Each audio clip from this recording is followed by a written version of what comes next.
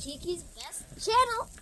So, I have another great update, and it's very snowy in January. Oh, wait, that was very slippery.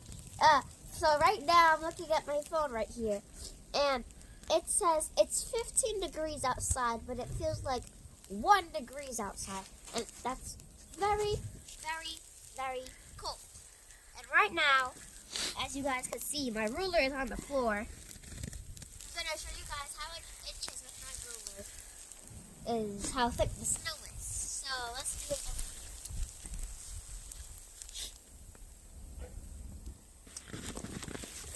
5.5 inches, guys. 5.5 inches of snow. So if you guys are planning to shovel your cars off, you better do it now because the snow is very nice and fluffy. And it's pretty much the best time to do it. Make sure you bundle up real nice. And it's going to be a lot of fun. So, and if you're planning to go somewhere today, if you have to go, be safe and drive slow. If you don't really have to go, stay at home and drink some hot chocolate.